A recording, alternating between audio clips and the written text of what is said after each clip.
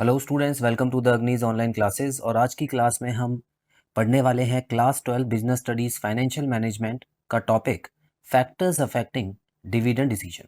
सो students, जैसे कि आपको याद है लास्ट क्लास में हमने डिविडेंड डिसीजन का इंट्रोडक्शन पढ़ लिया था। अब हम बात करने वाले हैं कि ऐसी कौन सी चीज़ें हैं जो असर डालती हैं एक मैनेजर के डिविडेंड डिसीजन पर। आइए स्टूडेंट्स, सबसे पहला पॉइंट यहाँ पे आप देख सकते हैं, लिखा है अमाउंट ऑफ अर्निंग्स। सो बड़ा सिंपल ही एक फंडा है। जिस कंपनी की अर्निंग्स अगर अच्छी होंगी तो जाहिर सी बात है वो अपने शेयर होल्डर्स को खुश करने के लिए, सेटिस्फाई करने के लिए उनको डिविडेंड ज़्यादा देना चाहेगा। लेकिन अगर दूसरी तरफ किसी कंपनी की अगर अर्निंग्स ही अच्छी नहीं है या वो लॉस में चल रही है, तो ऐसे केस में क्या होगा स्टूडेंट्स, कि वो कंपनी डिविडेंड प्रेफर नहीं करेगी देना। क्लियर है? तो ये पहला पॉइंट तो बड़ा ही सिंपल हो गया, डायरेक्ट कंपनी की अर्निंग से रिलेट करता है। पढ़ लेते हैं एक बार। More earnings ensure better dividend, but in case of loss the dividends may और मे नॉट पेड। क्लियर है स्टूडेंट्स? बड़ा ही सिंपल सा पॉइंट था। सेकंड पॉइंट की तरफ चलते हैं। तो यहाँ आप देख सकते हैं लिखा हुआ है स्टेबिलिटी ऑफ अर्निंग्स। अब स्टूडेंट्स, कई बार क्या होता है कि कोई एक कंपनी है जिसने एक साल प्रॉफिट कमाया और वो डिविडेंड बांटने लग गई, ठीक है, और उससे पहले के 2-3 साल उसको लॉस हुआ था। लेकिन एक साल उसने प्रॉफिट कमाया और वो डिविडेंड बांटने लग गई। उसको ऐसा लगा कि जितने ज़्यादा डिविडेंड बांटेंगे उतने ही शेयर होल्डर्स हमारे पास ज़्यादा आएंगे और उतना ही हम अपने शेयर होल्डर्स को सेटिस्फाई करेंगे। लेकिन हुआ क्या, फिर अगले साल दोबारा से लॉस हुआ तो कंपनी के पास कुछ पैसा बचा ही नहीं था खुद को बचाने के लिए, तो वो कंपनी इस तरह से डूब गई। सो स्टूडेंट्स, हमेशा याद रखिएगा, अगर पहला वाला पॉइंट है जिसमें अमाउंट ऑफ अर्निंग अगर अच्छी है, लेकिन एक चीज़ आपको और देखनी है कि ये जो अमाउंट ऑफ अर्निंग है ये स्टेबल तौर पे होनी चाहिए। ये ऐसा नहीं होना चाहिए कि आपने एक साल पैसा कमाया और उसमें से ही बांटने लग गए ज़्यादा ज़्यादा। क्लियर है? तो स्टेबिलिटी ऑफ अर्निंग बेसिकली आपको पहले देख लेना है 2-3 साल अच्छे से कमा के क्या आपका आपकी जो कंपनी का प्रोडक्ट है उसकी वजह से फ़ायदा हो भी रहा है या नुकसान हो रहा है। तो अगर 3-4 साल फ़ायदा हुआ है तभी आप डिविडेंड देना शुरू करें लोगों को, ठीक है?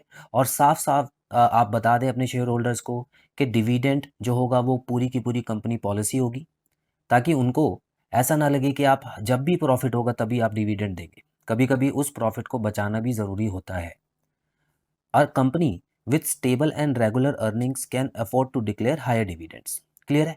अच्छा, एक पॉइंट और क्लियर करना चाहता हूँ स्टूडेंट्स। यहाँ पर मैंने जो पॉइंट लिखे हैं ये एक तरफ़ा पॉइंट है। फॉर एग्जाम्पल यहाँ पर आप देखिए, लिखा हुआ है कि अगर अर्निंग ज़्यादा है, ठीक है, तो यहाँ पर डिविडेंड ज़्यादा होगा, बट अगर लॉस है तो डिविडेंड कम होगा। अच्छा, इसमें तो मैंने दोनों दोनों तरफ का बता दिया, फ़ायदे का भी और नुकसान का भी। लेकिन स्टेबिलिटी ऑफ अर्निंग्स में मैंने सिर्फ और सिर्फ आपको बताया कि स्टेबल वाला। तो याद रखिएगा, इस पॉइंट का वाइस वर्सा जो पॉइंट होता है, मतलब इसका जो उल्टा पॉइंट होता है बिल्कुल, वो भी आप लिख देना एग्जाम में। मैंने सिर्फ एक तरफ का बताया है, a company with stable and regular earning, ठीक है।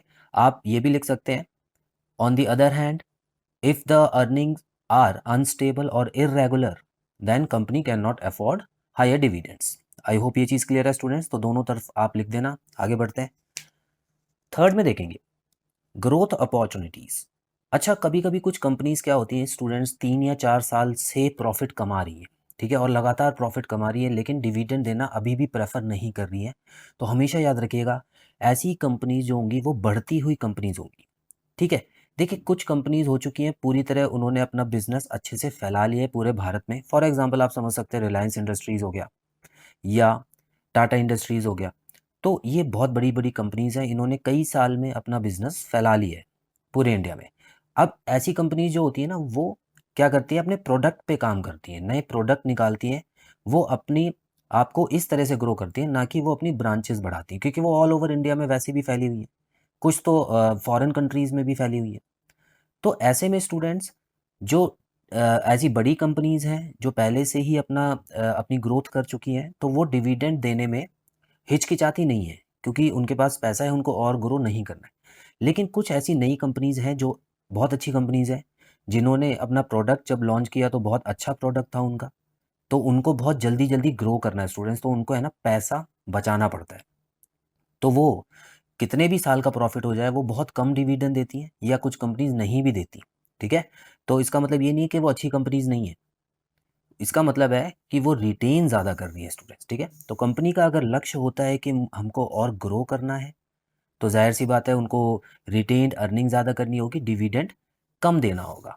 आई होप ये पॉइंट क्लियर है आपको स्टूडेंट्स। उसी तरह इसका उल्टा क्या हो जाएगा, अगर जो कंपनीज वैसे वैसे ही अब पूरी तरह ग्रो हो चुकी हैं, ठीक है, तो वो ज़्यादा से ज़्यादा डिविडेंड देने की कोशिश करेंगी ताकि उनके शेयर्स की वैल्यू गिरे नहीं। चलिए फोर्थ पॉइंट देखते हैं स्टूडेंट्स, बड़ा ही सिंपल सा पॉइंट है और इंटरेस्टिंग पॉइंट है, शेयर होल्डर्स प्रेफरेंस। अच्छा ये क्या चीज़ है, देखिए, if majority of share holders wants regular income then dividend is must. कुछ ऐसे शेयर होल्डर्स होते हैं स्टूडेंट्स जो चाहते हैं कि कंपनी में हमने पैसा लगाया है तो हम ज़्यादा वेट ना करें, हम डिविडेंड वगैरह का वेट तो करेंगे ही हर साल। मतलब कुछ कंपनीज होती हैं ना जो 3-4 साल में एक बार पैसा देती हैं, तो उतना वेट ये नहीं करना चाहते, ये चाहते हैं रेगुलर इनकम। रेगुलर इनकम क्यों चाहते हैं, क्योंकि ये लोग कौन है स्टूडेंट्स, रिटायर्ड लोग हैं, थोड़े बूढ़े व्यक्ति इसमें आ जाते हैं, सीनियर सिटीजन्स लोग आ जाते हैं, और उसके अलावा मिडिल क्लास लोग आ जाते हैं जिनको कहीं ना कहीं हर साल थोड़ा थोड़ा पैसा चाहिए ताकि वो अपने ऊपर खर्च कर सके और नॉर्मल खर्चे निकाल सके, या हो सकता है इसमें से कुछ दोबारा इन्वेस्ट भी कर दें। तो इनको ऐसे कंपनीज, ये ऐसी कंपनीज चुनते हैं जो नॉर्मल रेगुलर तरीके से इनको डिविडेंड देती रहे, ठीक है। तो ये एक प्रेफरेंस हो गई डिविडेंड देने की, ये भी मायने रखता है मैनेजर के लिए कि ये वाला पॉइंट मिस ना करे। अच्छा, कुछ रिच शेयर होल्डर्स होते हैं दूसरी तरफ, जो ये चाहते हैं कि हमको डिविडेंड ना मिले तो भी ठीक है, लेकिन कंपनी उस पैसे से इतनी मेहनत करे कि हमारा पैसा डबल हो जाए, ठीक है। या हम ये चाहते हैं कि हम जितना भी पैसा कमा रहे हैं उसको दोबारा, वैसे भी हम लोग, हमारा कोई खर्चा तो है नहीं क्योंकि हमारे पास वैसे भी बहुत पैसा पड़ा हुआ है, तो हम क्या करेंगे, जो कंपनी डिविडेंड देगी भी उसको हम दोबारा से उसी कंपनी में लगा देंगे, ठीक है, ताकि और पैसा कमाएं। तो इस तरीके से रिच शेयर होल्डर्स को डिविडेंड इतना ज़रूरी नहीं होता स्टूडेंट्स, क्लियर है। तो वो ऐसी कंपनीज में लगा सकते हैं जो कम डिविडेंड देती है, तो शेयर होल्डर्स को इसका भी ध्यान रखना होता है और मैनेजर को भी इसका ध्यान रखना होता है। चलिए चार पॉइंट समझ आ गए, आगे बढ़ेंगे स्टूडेंट्स। फिफ्थ पॉइंट में देखते हैं क्या दिया है, बहुत ही इंपॉर्टेंट पॉइंट है, लिखा हुआ है टैक्सेशन पॉलिसी। स्टूडेंट्स देखिए, गवर्नमेंट टैक्स लगाती है, हमने बात की थी। अब गवर्नमेंट जो भी कंपनी को प्रॉफिट होता है उस पर टैक्स लगाती है। अब गवर्नमेंट ही अगर ज़्यादा टैक्स लगाने लग जाए, ठीक है, कुछ ऐसी गवर्नमेंट होती हैं जो ये चाहती हैं कि हमको ज़्यादा टैक्स मिले, ज़्यादा से ज़्यादा कमाई हो हमारी, तो ऐसे में स्टूडेंट्स ज़्यादा से ज़्यादा प्रॉफिट का हिस्सा तो गवर्नमेंट ही ले गई, तो क्या लोगों को डिविडेंड मिल पाएगा, नहीं। तो वहाँ मैनेजर्स को सोचना पड़ेगा कि डिविडेंड कितना दें, अगर नहीं भी देना है तो वो कैसे लोगों से डिस्कस करें। तो स्टूडेंट्स यहाँ पर, if tax on dividends charge by the government is higher then companies prefer to pay less dividends. Clear है स्टूडेंट्स। तो यहाँ पर आप देख सकते हैं, ये डिविडेंड्स तो लिखा ही है, इसके साथ में आप प्रॉफिट भी लिख लेना। तो जो प्रॉफिट पे टैक्स लगता है, जो गवर्नमेंट टैक्स लगाती है प्रॉफिट पे, अगर ज़्यादा लगा रही है तो कंपनी के पास पैसे ही नहीं बचेगा, तो वो डिविडेंड कहाँ से देगी। इसका उल्टा पॉइंट भी आप लिख सकते हैं कि अगर टैक्स कम है तो ऐसे में कंपनी डिविडेंड भी दे सकती है और अपने लिए पैसा बचा भी सकती है। लास्ट पॉइंट करेंगे student, six point, stock market reaction. अब देखिए क्या होता है स्टूडेंट, स्टॉक मार्केट रिएक्शन में क्या होता है, कभी कभी आपको पता ही है कि स्टॉक मार्केट ज़्यादा जल्दी किस तरफ आकर्षित होगी, किस तरफ अट्रैक्ट होगी, जो शेयर होल्डर्स को डिविडेंड देगा, ठीक है। अब शेयर होल्डर्स उसी कंपनी का शेयर खरीदेंगे जो रेगुलर तौर पे डिविडेंड दे और जो ज़्यादा डिविडेंड दे, तो हायर डिविडेंड्स में attract more share holders which increase the value of shares. तो अगर कुछ ऐसी कंपनीज हैं जिनके शेयर की वैल्यू मार्केट में कम हो रही है, देखिए होता है स्टूडेंट्स, देखिए अब स्टॉक मार्केट जो होती है वो बहुत सारी चीज़ों के ऊपर चलती है, ज़रूरी नहीं है कि वो सिर्फ फैक्ट्स के ऊपर चले। वो कभी कभी ऐसी कंपनियों पे पैसा ज़्यादा, ऐसी कंपनीज के स्टॉक ज़्यादा हाई हो जाते हैं जिसकी उम्मीद भी नहीं होती लोगों को, ठीक है, और ऐसी कंपनीज के स्टॉक लो हो जाते हैं जिनमें लोगों को ऐसा लग रहा था कि ये बहुत अच्छा परफॉर्म करेगी और वो कर भी रही होती है, लेकिन फिर भी लो हो जाते हैं। तो ये डिपेंड करता है स्टूडेंट, स्पेक्यूलेशन होता है, फ्यूचर के बारे में सोच के चलना पड़ता है, क्लियर है। अब मान लेते हैं किसी कंपनी का अच्छा बैकग्राउंड रहा है और उसने अच्छा प्रॉफिट भी कमाया है, लेकिन फिर भी उसके शेयर्स की वैल्यू दिन ब दिन डाउन हो रही है, तो वो क्या कर सकते हैं स्टूडेंट्स, वो शेयर होल्डर्स को अट्रैक्ट करने के लिए एक डिविडेंड अनाउंस कर सकती है कि जितने भी उसके शेयर होल्डर्स हैं उनको डिविडेंड मिलेगा। और उसके बाद हो सकता है कि ऐसा फ़र्क आए कि लोग जो शेयर होल्डर्स हैं और शेयर होल्डर्स हैं वो उस कंपनी में और अच्छे से इन्वेस्ट करें। क्लियर है? जिसकी वजह से उसके इक्विटी शेयर्स की जो कीमत है वो मार्केट में बढ़ेगी। Management should also consider share price before declaring the dividends.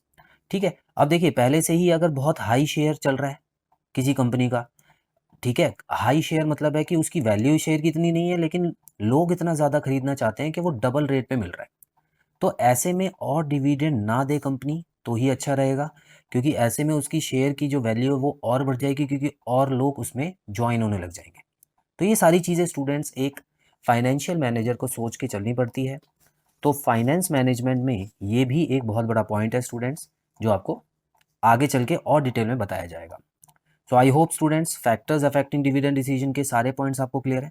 सो बहुत जल्द मिलते हैं अपनी अगली क्लास में। Till then bye bye.